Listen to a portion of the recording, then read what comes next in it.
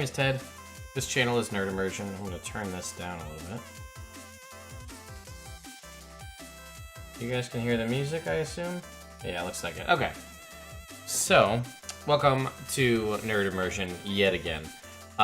This is a show called It Builds Character. It Builds Character is a show where I take characters or ideas from popular culture, whether they be comic books, movies, video games, or some other amalgamation of the two or three, or something wholly created by yourself in your own brain, and I translate that into a 5th edition. Yes, Ender Knight, I am behind on that, my bad. PAX East really threw me off, so Gilgamesh and Red from Pokemon will both be coming up this week. Gilgamesh is already edited and on YouTube, I just need to publish it. I'm trying to get through, I have a lot of paperwork that I have to get through for, from PAX, right? I have a lot of emails and things I need to send. But yes, all of them will be contained on YouTube. There is a playlist, I'll put a link here in the chat, that has all the previous episodes up through episode 31. 32 is Gilgamesh, 33 is Red, episode 34 here will be the Bloodstorm Blade. That will also be on YouTube. I will do my best to get those out tomorrow, if I can get them both out all at once, just so they're out on the channel. And I am deeply sorry about that. So anyway, like I was saying, I build characters from popular culture for you guys as 5th edition Dungeons & Dragons characters. I have a few set of standard rules that I'll get out of the way up front. 1, characters are built at level 12. Gives you an opportunity to see what they can really do, and they're not going to fall to the woes of only being a level 5 character. Characters are built using the standard array. Standard array is 15, 14, 13, 12, 10, 8. That's a base way to build characters in 5th edition. It's in the player's handbook. It removes any of the unfairness or ridiculous OP-ness of rolling for stats, and removes a little bit of math and things for me of having to do it all as point buy. Yes, I have been building the characters in D&D Beyond, so point buy is easier than ever to do.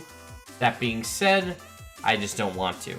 The goal is to make this as easily for you to replicate that character in your own 5th edition Dungeons & Dragons game without having to stretch the truth or the rules or your DM's patience too much.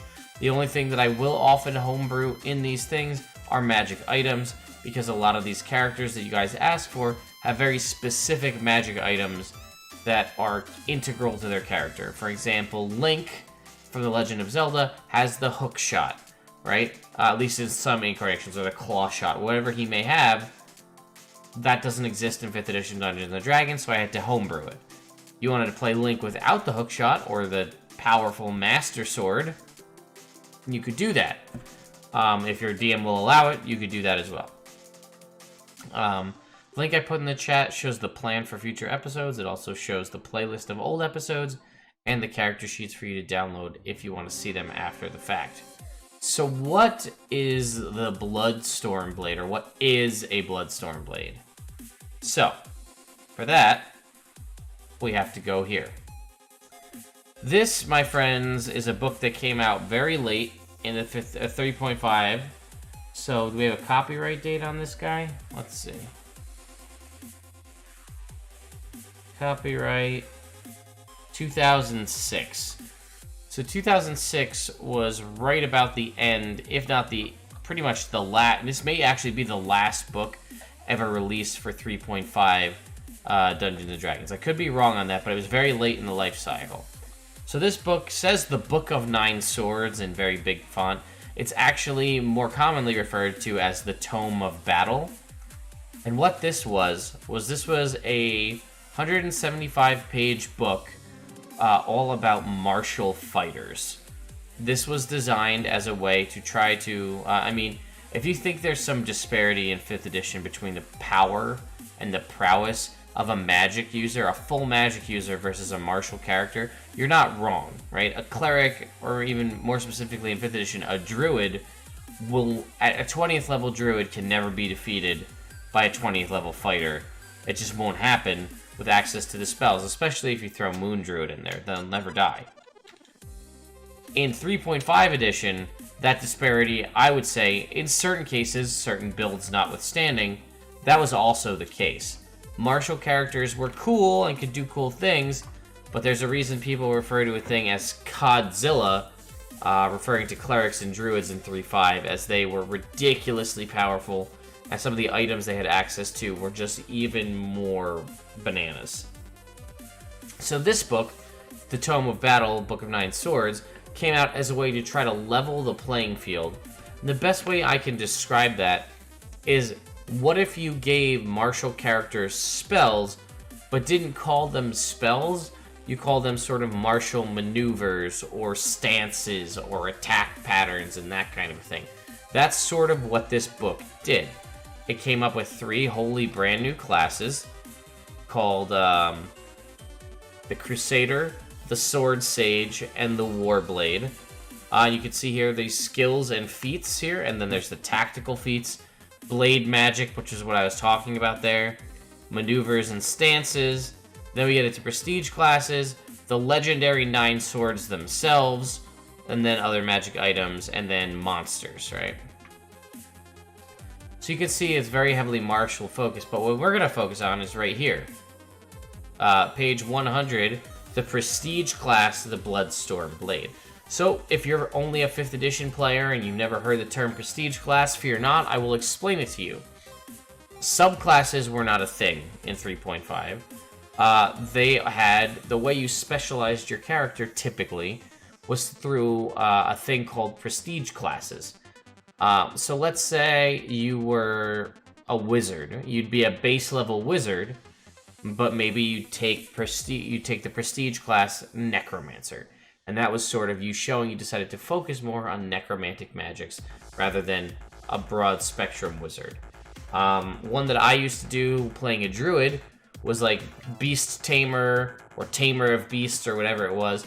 And that was when that focused solely on like animal companions and summoning animals. So that was sort of my specialization. I didn't have to do that.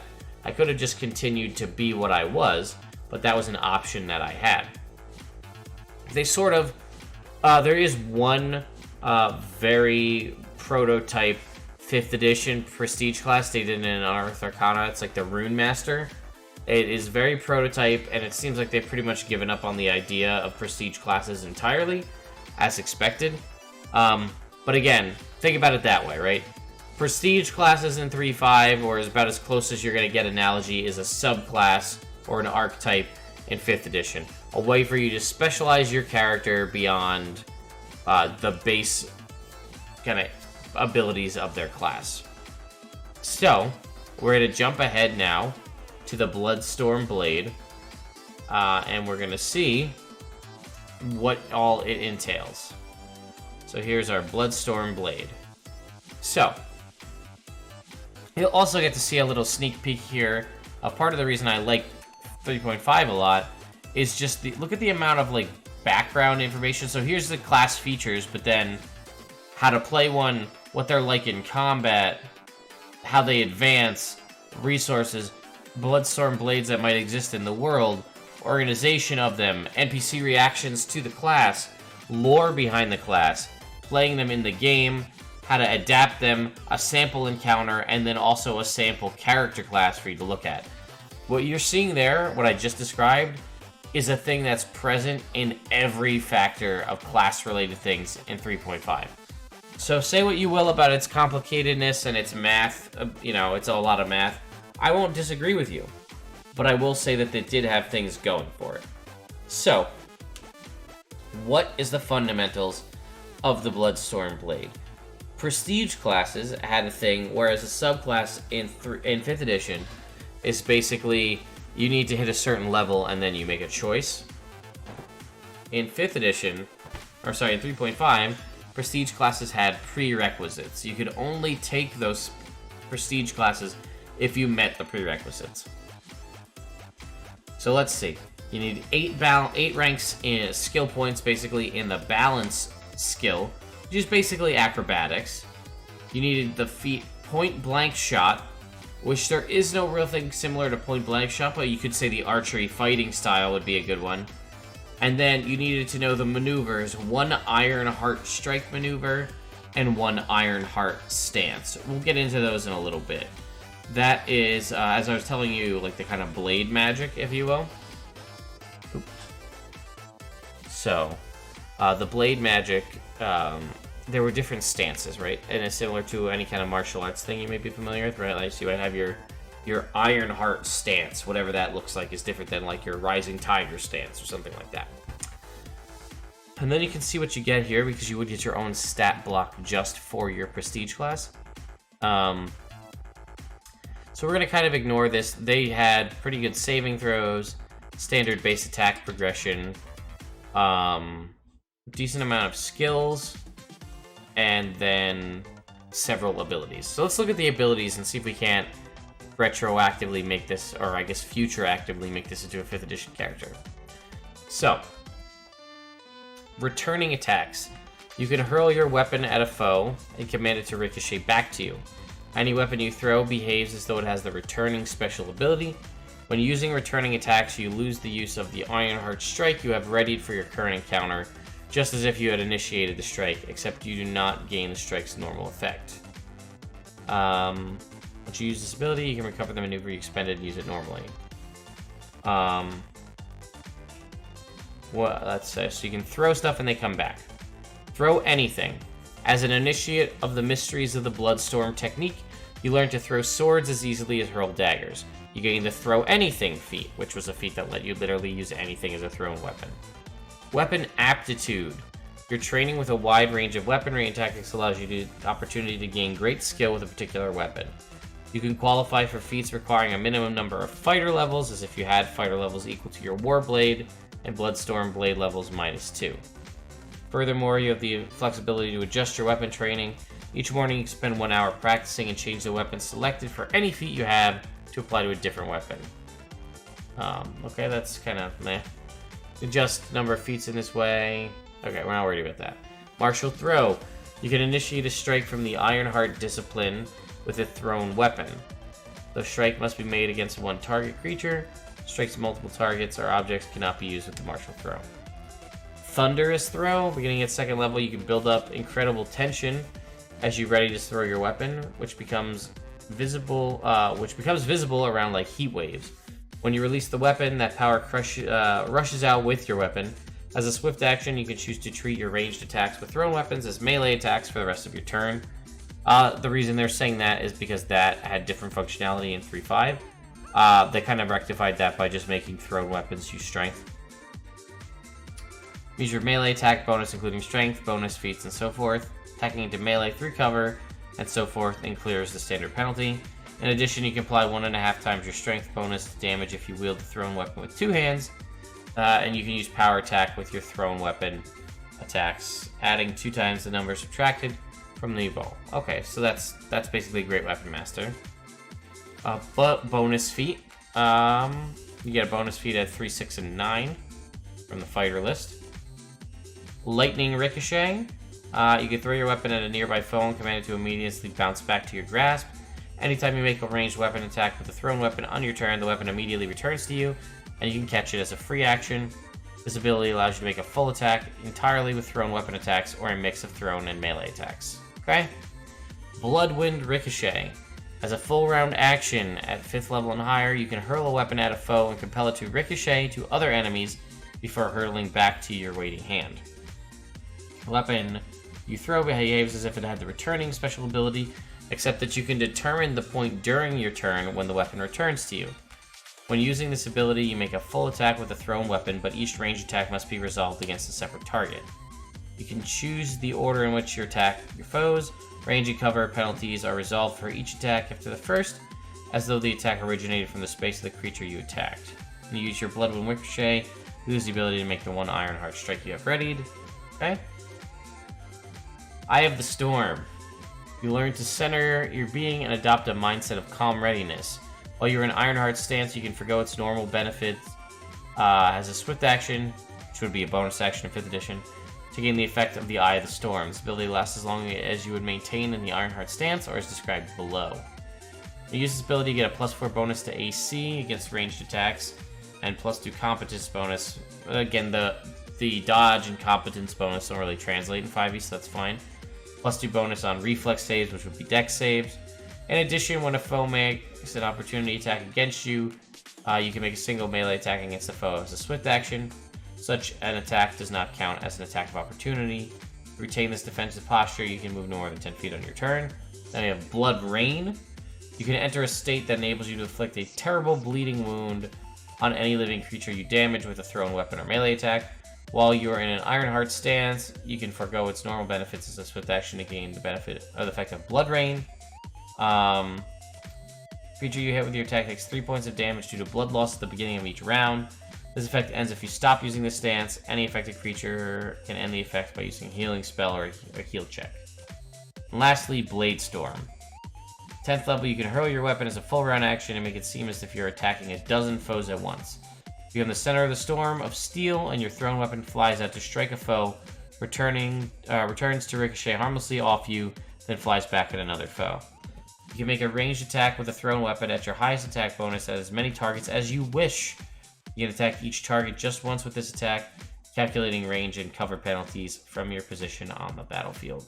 When you use Bloodstorm, you lose your Ironheart stance. Okay.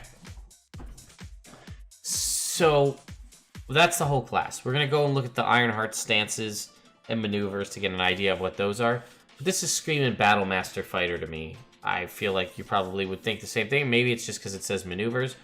But the race is ambiguous, so we can pick any race we want. We need a weapon that flies out and returns to us. We need to be able to throw anything. That's easy enough. Weapon aptitude doesn't really apply. Returning attacks. We already use our strength for thrown weapons. That's pretty simple.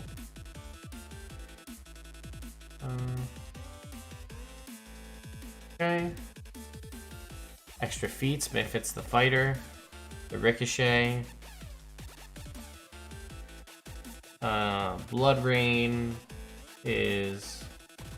we can do that with a weapon or magic item. Eye of the Storm. We might be able to do that with the haste spell, possibly. Something similar. And Bloodstorm, I have an idea for that too. So let's go check our Ironheart stances. We have, what do we get? An Ironheart, one Ironheart strike, and one Ironheart stance. This maybe, if we're lucky, will be replicated and replicated with a Battlemaster Fighter, but let's go see.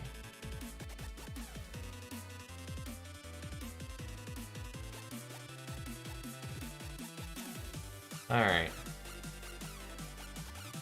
So here you can see your maneuvers and stances.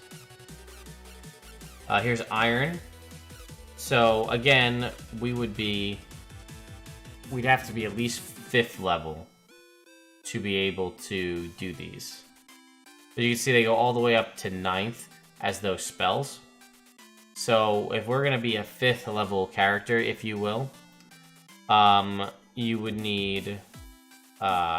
you could get up to a 3rd level maneuver. We just need 1 to replicate this, so let's look at what we've got for the 1st through 3rd for each, and we'll make a choice. So Iron, punishing stance, attacks deal plus 1d sticks, which you have minus 2 AC. Steel Wind, attack 2 opponents, okay. Steely Strike, plus 4 bonus on 1 attack. Enemies gain attacks against you, so that's kind of like a reckless attack. Disarming Strike, we've already got that with Fighter. Wall of Blades. Counter, replace AC with the attack roll. Again, also fitting. And then Absolute Steel Stance. Plus 10 feet bonus to movement speed. Plus 2 AC with movement. Strike opponent's weapon. It deals 4 damage. Remove effect. Gain a plus 2 bonus on attack. So, these are all relatively easily replicatable. So I'm okay with that. We're going to build a Dwarven fighter Battlemaster, and they're going to become our Bloodstorm Blade. I think that's a good jumping point. Let's jump over here to D&D Beyond. A Dwarf. As much as it pains me to say Mountain Dwarf, we're going to go with Mountain Dwarf. Give them Smith's Tools proficiency. They're going to be a fighter. be level 12. Alright, and then we're going to go to our ability scores. We're going to go with point buy, like we said. We're going to put points in strength and con. We get a decent dex, decent wisdom. We're not a very bright dwarf. That's okay though. Proficiencies. Acrobatics, we said. And athletics. The only thing I can think of is, do we need to take like a level of barbarian? But you can't really rage if you're in heavy armor. This guy seems like he's gonna be a heavy armor guy.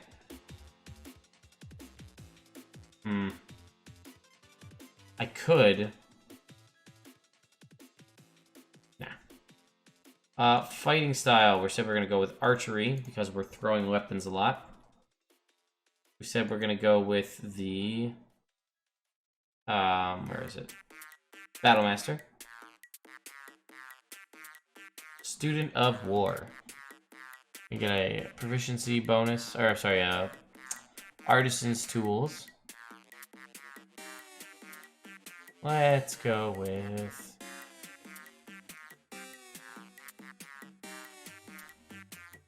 carpenter's tools. So our maneuvers, we're going to choose disarming strike because we know we had that. We're going to choose evasive footwork because that fit one. We're going to choose parry, riposte. Those were all fitting based on the couple of abilities that we saw there.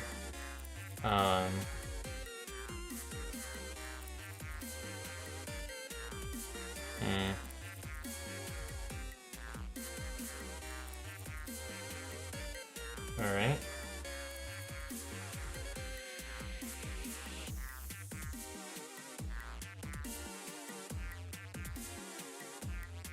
The only one... Pokemon music? You're not hearing me talking at all? That's interesting.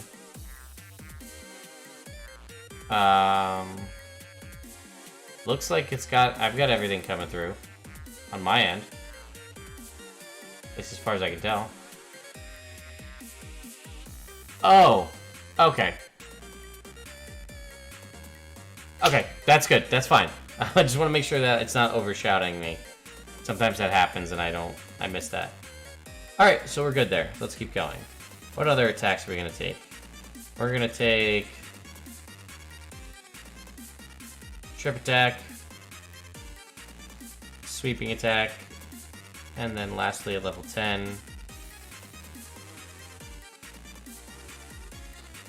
precision attack. Okay, so that pretty much covers all of our stances. Our ability score improvements. So let's go ahead. Oh, you know what? Let's go here. What skills did they get?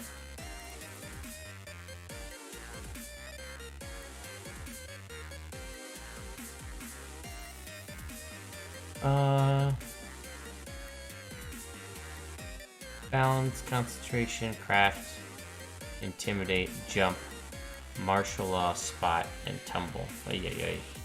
Alright, so we can go with perception.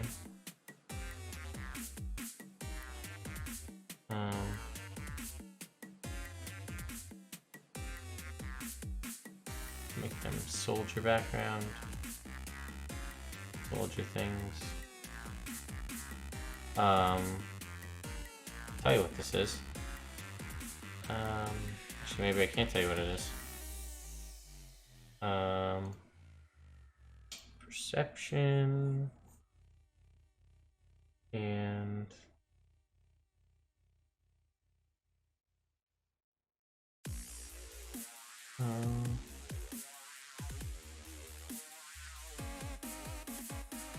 we'll go with history. Okay, look at our ability scores right now.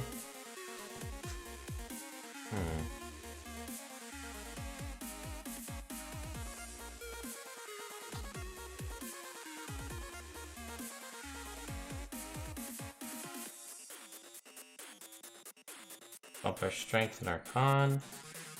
We're gonna take Sentinel.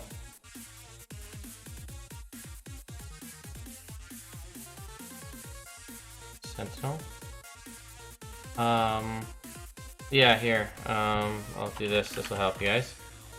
That is the album that I'm listening to right now. Let us see. What other feats do we have that we can take to kind of give us what we need here?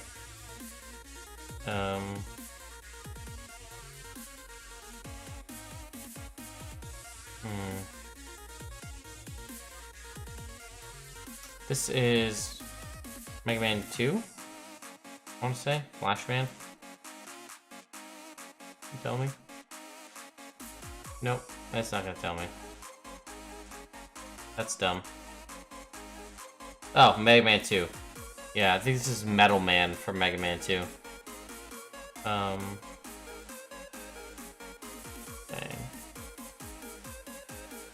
Great Weapon Master.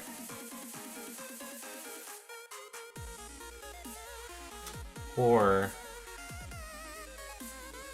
Sharpshooter.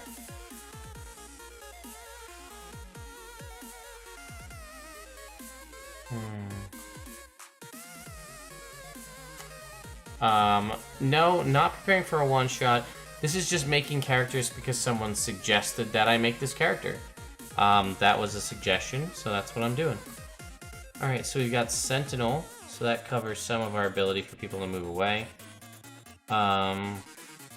We've got sort of the Great Weapon Master equivalency, which was Power Attack back then. But we're doing it as Sharpshooter because we're all about thrown weapons.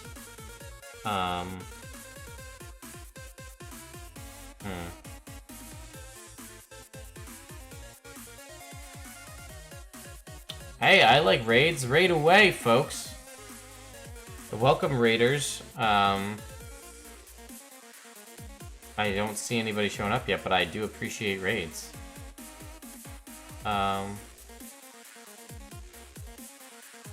Yeah, I mean, I grew up with Mega Man 2, so this is my, and I think Mega Man, however you feel about it, but I do think that Mega Man 2 is one of the most popular, and I think it's probably one of the best made Mega Man games of all time.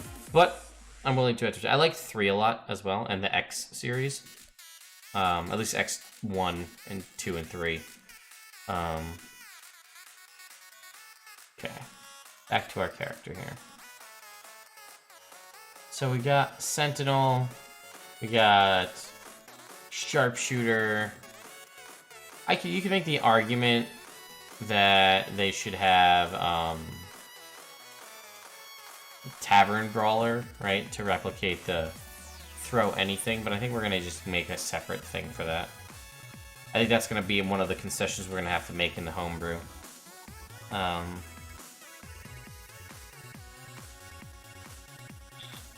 Don't see much else that really jumps out at me. Mobile, possibly. Take Marshal Adept. Get 2 other attacks.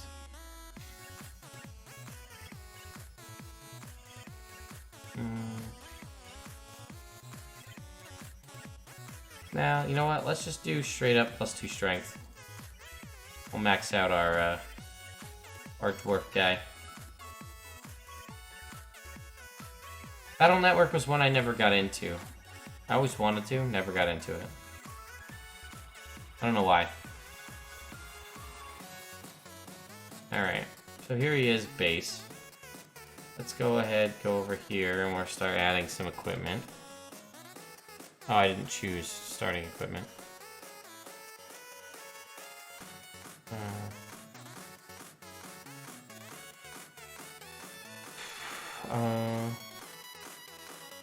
There, now we got our... That will go here. Gonna add plate. Give our dude some plate mail. Lose the chainmail, we don't need that. We're gonna lose the shield too, because we're not gonna go for a shield. We're gonna go with Dwarven Thrower.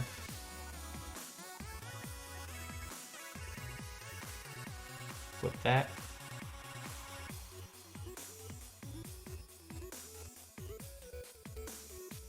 See, I don't like D&D Beyond has a bug when it comes to range. See, it doesn't give the Dwarven Thrower a range category. It says 5-foot reach. I don't know why. That's just an annoying little thing that they've got, a little bug they have. So it should have 20 to 60, but our guy can throw it out to 60 feet because he's got Sharpshooter. And then he should be able to take a -5 from the hit to do 10 more damage. So I think what we're going to have to do now, I mean, that gets us the throwing, returning capability. We're going to have to add a few other things to kind of truly make a Bloodstorm Blade character. Again, sort of taking the cheap way out by making the guy a dwarf and giving him a Dwarven Thrower.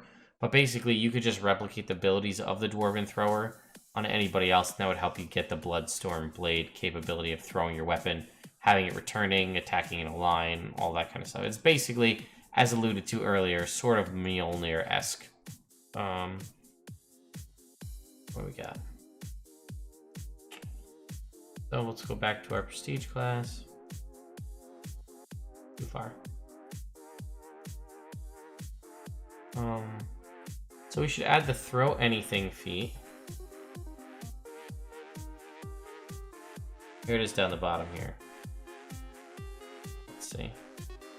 Let's go ahead and make that a feat right now in 5th edition. We'll publish it on D&D Beyond. Create feat. So we're gonna go with a from scratch. And go with. Actually, I wonder if it's already a thing.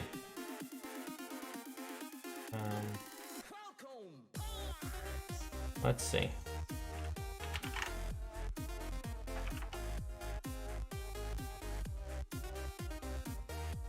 Hey, look, somebody already made it. A couple people did. You're considered proficient with making a ranged attack with an improvised weapon, as well as when making a ranged attack with a melee weapon without the thrown property. Use a d6 instead of a d4 when calculating damage for improvised weapons. Manage your strength modifier when rolling to hit and add damage. With the DM's discretion, light enough objects may use your dexterity. You make a ranged attack with a melee weapon that's not the thrown property. You can use the weapon's normal damage die. If the weapon has the finesse, you can use dexterity.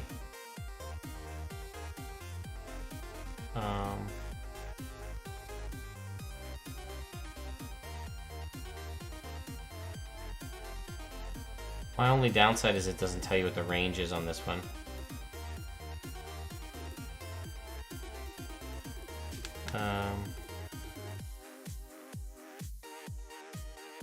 Yeah, I like this one. I think it reads well when I look at it. But it doesn't tell you what the range is of your thrown weapons. Now, we know it for the Dwarven Thrower, but...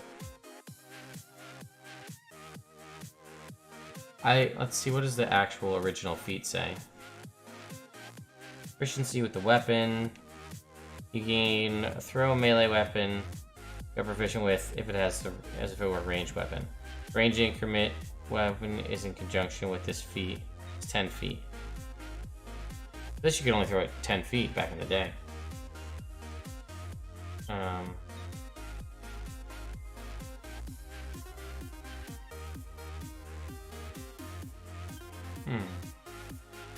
This just lets you throw anything.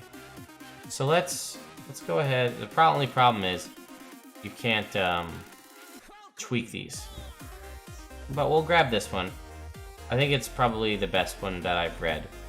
We don't have to actually create a new feat. We're gonna go here. Manage feats. Oh, it didn't show up. Try refreshing.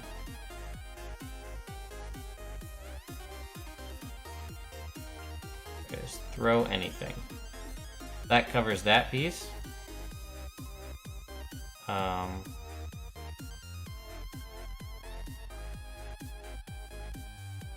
We have our superiority die, we have our second wind, action surge, we have our improvised weapons here. And we have all of our little abilities that we have, our maneuvers. Okay. Throw anything.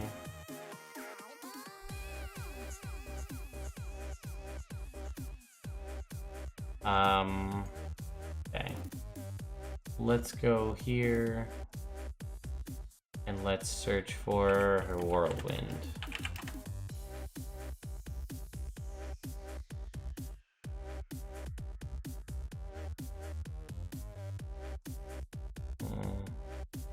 No, what we want to copy is we're going to make a feat that is the Ranger's Whirlwind Attack, because that fits our ability. So we're going to grab that from the Hunter Ranger and make that its own feat.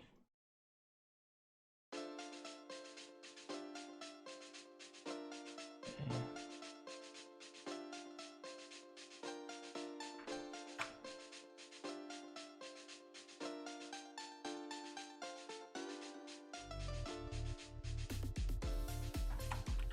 Whirlwind Attack.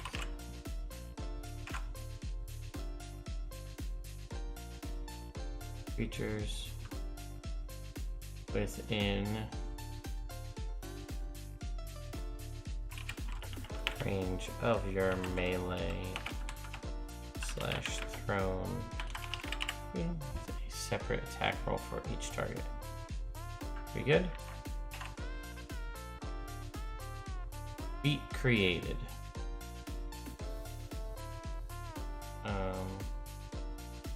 Go to our Bloodstorm Blade, we'll add that.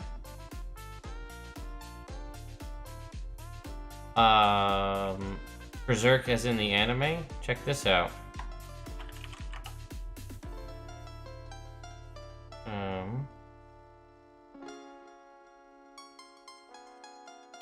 You go right here.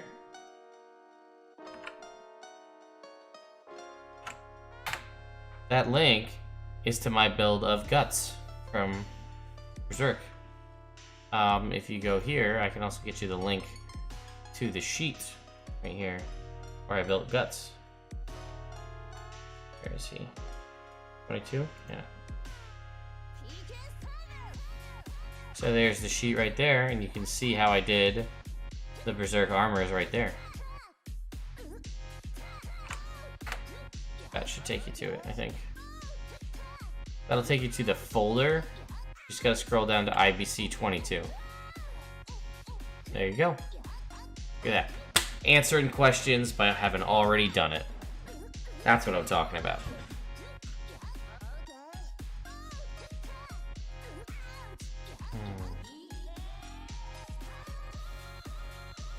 Okay. We're gonna go at our Whirlwind Attack.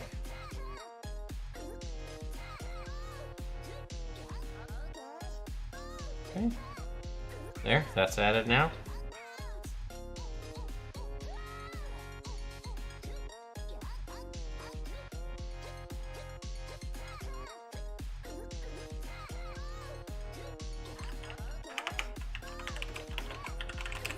Add in Whirlwind Attack. That's not gonna come out well. I mean, I wouldn't let anybody probably play with it in my games, but to your point, and if you watch It Builds Character for a while, you'll know, and Ash is here often, they can test. I don't like to build anime characters in It Builds Character. I will absolutely do it. I have done it. I will continue to do it. But anime and manga characters are usually so stupidly overpowered in their own right that it's near impossible to make them as a balanced character in Dungeons & Dragons. By nature, a lot of these characters just get stronger and stronger to keep facing stronger and stronger enemies, but they are never reset back to like a base power level. So by the end of most of these animes, or in the current situation in those animes, they are basically gods. They have ridiculously high power levels, over 9,000. Let's get that out of the way. And they can do ridiculous amounts of things. So building anime characters is always a trick, depending on what the character is. Now, I'll be honest, I built Rurouni Kenshin, and I thought that went very well. But I built Kenshin, he was a samurai. Yes, there's some crazy stuff, but all of his abilities were basically maneuvers, not summoning ki, energy blasts, flight, superhuman strength, speed, stamina, intelligence, yada yada yada yada. All that kind of stuff. So that's the problem. So yeah, I don't actually remember what I did when I built Guts. We'll go ahead and I'll do...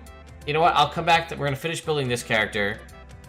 And we will come back and we'll look at what I built for Guts as kind of a retrospect at the end. Let's finish the character, then we'll do that. Okay. So we gave him the ability to throw anything. He can use Sharpshooter to increase the damage and range of his attacks. He ignores half cover. He can stop people when they're running away. He has a bunch of really good maneuvers that help prevent a lot of that stuff. He's got inborn resistance to poison because he's a dwarf. We give him Whirlwind Attack so he can make an attack against anybody within range as an action, as many people as he can hit, which fits that as well. Pretty strong, pretty hardy, a little slow, lower-ish AC if you want to think about it that way. But all in all, this dude would totally mess you up if you ran into him. So that's definitely an option that you could do. 5d10 superiority dice. I think this is a pretty well-designed character. After looking through the class, I think we pretty much hit on everything.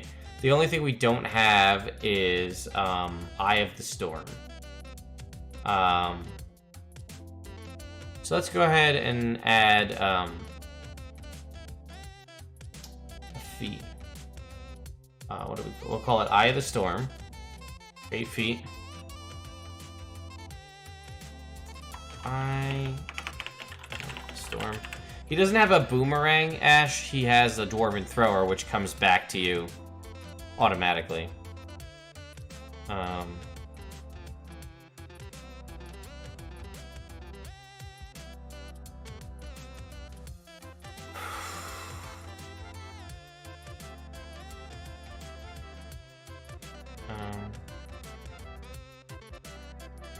They describe it.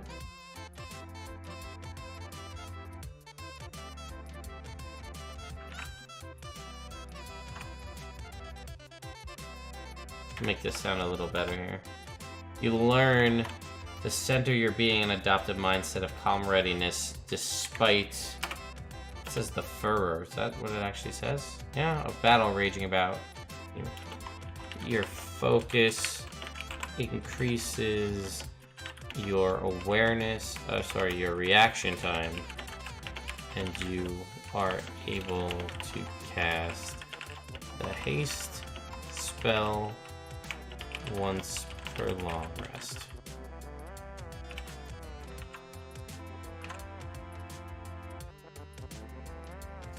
Spells, add spell, haste. Okay. Casting time 1. Action. Okay. Done. No prerequisites. Options. I have to do all this nonsense.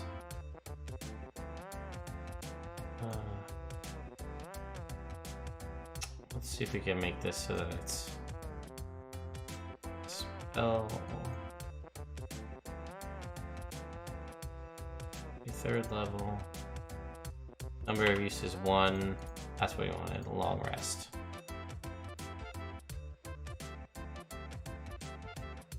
Okay, so save changes. Refresh.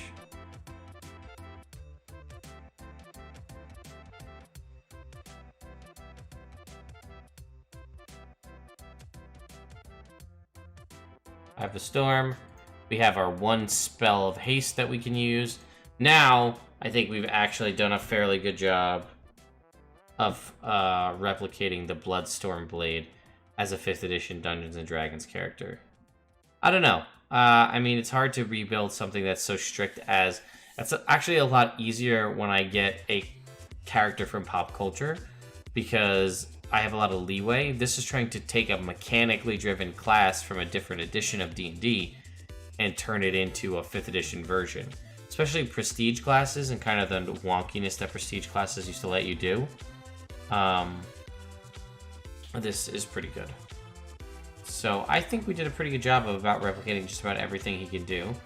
So it was just to replicate the class, so I just did it with a fighter, Battlemaster Fighter, with a couple of bonus feats, the Whirlwind Attack from the Ranger, ability to throw anything, Sentinel and Sharpshooter, and we just gave them haste to increase their AC and sort of their movement, and then a little bit of the damage they could do as well. I think that's pretty good. We're going to go here, we're going to export the sheet. We are going to save it in our It Builds Character folder as IBC34 Bloodstorm Blade. So now, you can go ahead and upload that to the Google Drive so you guys can see it. So, we had a question regarding Gus's armor being too OP. I don't remember, so let's find out. Berserker armor was +1 plate mail that adds 1 additional HP for level attained. The armor may be invoked as a bonus action. When invoking the armor, when invoked the armor... Oh, I must have done some typos there. When invoked, the armor allows you to shrug off fatal blows. While invoked, having 0 hit points does not knock you unconscious. You still make death saving throws, and you suffer the normal effects of taking damage while at 0 hit points. However, if you should die due to failing death saving throws, you don't die until you pass the save against the armor, and you die only if you still have 0 hit points. When you do so, you succeed on a DC 15 Wisdom saving throw or go Berserk. While Berserk, you must use your action each round to attack the creature nearest to you. If you can make extra attacks as part of the attack action, you can choose those extra. You use those extra attacks, moving to attack the next nearest creature after you fail your current target. If you have multiple possible targets, you attack one at random. You are Berserk until the start of your turn with no creatures within 60 feet of you that you can see or hear. When below half hit points, the armor tries to invoke itself, causing the wearer to make a Wisdom saving throw against saving throws at the start of each of its turn while below half HP.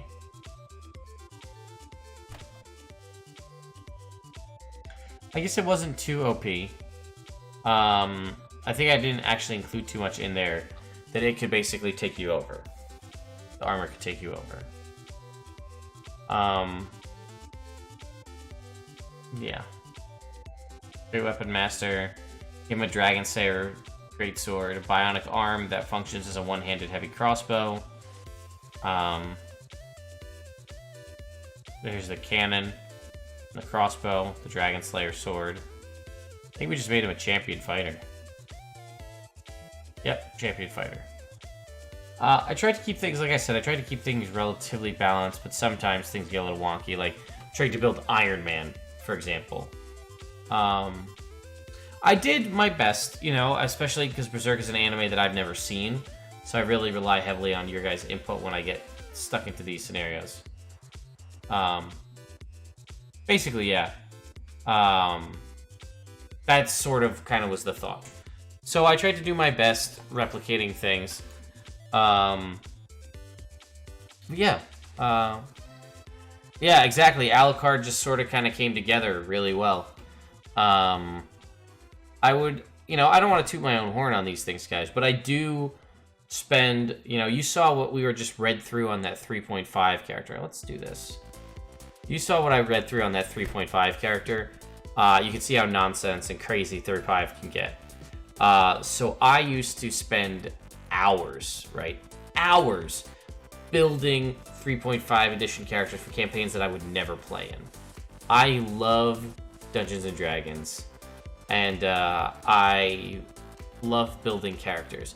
So, I mean, my personal collection of 3.5 books numbers somewhere in the 30s.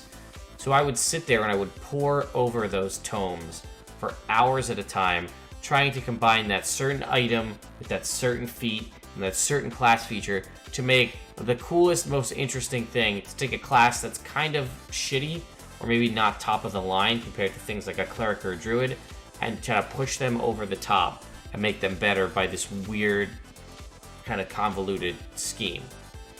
And it's that love of character building that's what led to this show. Oh, I know it's dark. I read a lot of stuff about it to try to get into the character when I was doing my research. So I do spend... 5th edition is infinitely easier to build in because there's a ton less options and I know them very well. So what I try to do is do my best. And I think I have done a pretty good job of building characters from a broad spectrum as Shrek to Iron Man, Tuxedo Mask, Hellboy, you name it. I've tried to build as many as I could thus far, and I think I've done a relatively good job. At least I think so.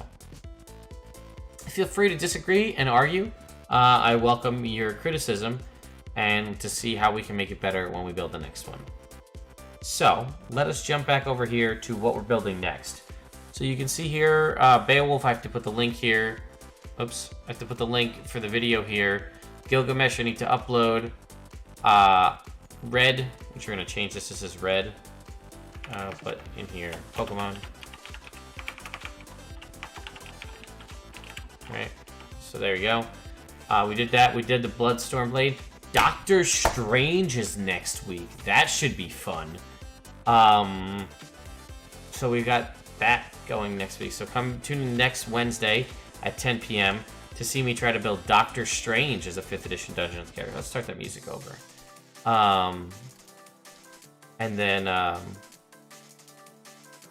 we've got yeah, Strange is an interesting character. Then we've got Corvo, John Constantine, Samson. We got a Digimon, folks, War Greymon. Got some old school anime and Yu Yu Hakusho. Some new school anime and Sword Art Online. Ben 10, a Bionicle character from the Lego thing. A Disney character. Then a character build of the most viable character with 4 classes. We've got some My Hero Academia. We got Bulk and Skull from the Power Rangers. Percy Jackson. Cloud from Final Fantasy VII. We got people from Dune. We got the luckiest man alive. Someone from Treasure Planet. Loki, but from the Norse mythology. We got some pretty good stuff coming up. And as you can see, we're already through till September of this year. Not including Shadow and Mr. Wednesday from American Gods, who we built live at Gen Con. So very cool stuff. That's all I gotta say. So thank you guys so much for watching. I greatly appreciate you guys coming out here and sticking with us. Thank you to everybody who's new and has found us on YouTube lately due to all the Stranger Things stuff. There is, why is Eddie so strong? I will recommend, might I recommend, let me jump out of this. Eddie is a character from one of my campaigns. That's here on YouTube. Eddie was a dragon shaman, which is a 3.5 edition class that I took and with some help of some folks online built into 5th edition. But let me see if I can find him. Let's see here. But I can point you to a video where Eddie first appeared. I want to say it's like episode 30. That's 50 Shades of Drizzt. We're getting closer.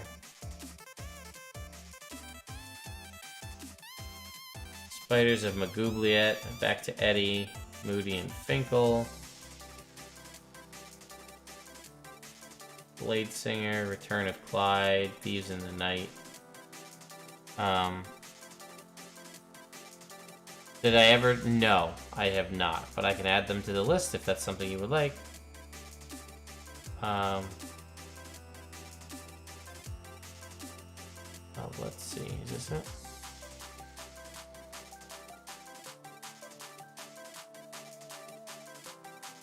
Yep, this is the one. Ash, Ash, that link right there, that is the link to the video where the party meets Eddie for the first time. Eddie the Dragon Shaman, that's the video right there. It's a 4.5-hour video, so I don't expect you to watch the whole thing. But if you do, fantastic. That's from the original campaign that I started here on the channel back maybe 3 years ago. What kind of started us into what we're doing right now. Why am I so blurry? I don't know. I'll fix that.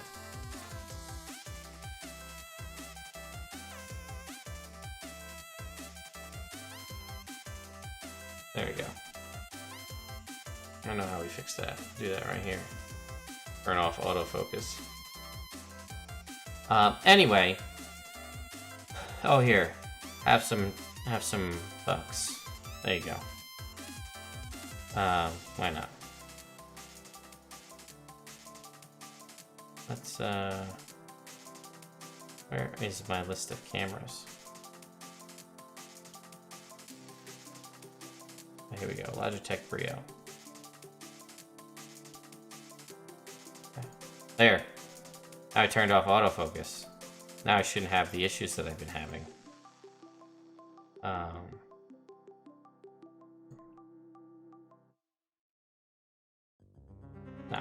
Anyway.